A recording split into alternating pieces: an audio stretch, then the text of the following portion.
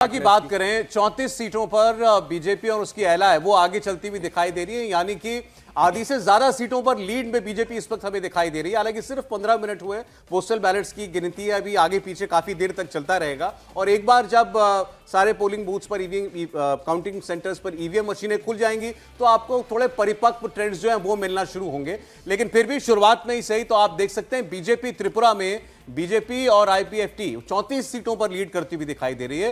कांग्रेस और लेफ्ट सिर्फ 5 पर, और त्रिपुरा मोथा जो कि अभी शुरुआत में आगे दिखाई दे रही थी अब 0 पर आ चुकी है रुझानों में।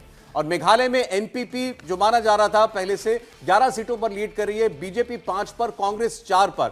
अब चूंकि कॉनराड सांगमा की और हेमंत बिस्वा शर्मा की मुलाकात के बाद ये चर्चाएं आम है कि 2018 की तरह दोनों एक बार फिर एक साथ आ सकते हैं। अगर सरकार बनाने की वो परिस्थिति में हुए तो आपको वो कॉम्बिनेशन बनता हुआ यहां पर नजर आ रहा है। और नागालैंड में बात करें तो बीजेपी और एनडीपीपी वो आगे बढ़ते हुए लगातार दिखाई दे रहे हैं, 16 सीटों पर लीड कर रहे हैं। एनपीएफ यहां की मुख्य विपक्षी पार्टी है, वो 6 सीटों पर आपको इस वक्त दिखाई दे रही है। एक बार फिर स्वामी जी का रुख कर लेते हैं। स्वामी जी, अभी तक तो दिखाई दे रहा है तीनों राज्यों में बीजेपी और सहयोगी आगे।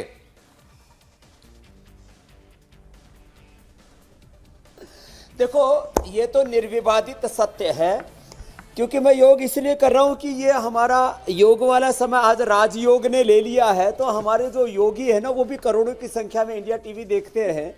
और आज तो सारे पक्ष विपक्ष भी योग की दोनों को ही जरूरत है। जीत के जश्न में कोई आपा खो ना बैठे और कोई हार के गम में कहीं हार्ट अटैक के शिकार ना हो जाए, बीपी शुगर ना बढ़ जाए। इसलिए हम योग भी साथ में बता रहे हैं। और ये तो दिख ही रहा है ना कि नागालैंड में और त्रिपुरा में तो बीजेपी 100% विजयी होने ही वाली है। और जो वहाँ के ग्राउंड पर जो पुरुषार्थ किया है बीजेपी ने, वो दिख रहा है जी। जहाँ तक मेघालय की बात रही तो सहयोगियों के साथ बीजेपी पार्टी बना लेगी, अपना सत्ता वहाँ पर स्थापित कर लेगी। तो तीनों जगह बीजेपी विजयी होने वाली है।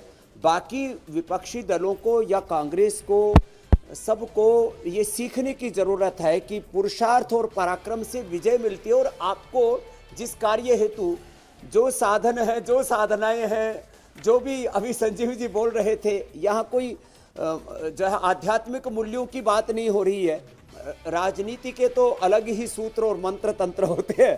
तो वो तो मुझे लगता है स्वामी जी, देखिए आप योग कर रहे हैं, मैं एक चीज बड़े दावे के साथ कह सकता हूं कि एक आसन ऐसा है जो आपसे अच्छा, जो आपसे भी अच्छा नेता करते हैं। एक आसन केवल, शीर्षासन।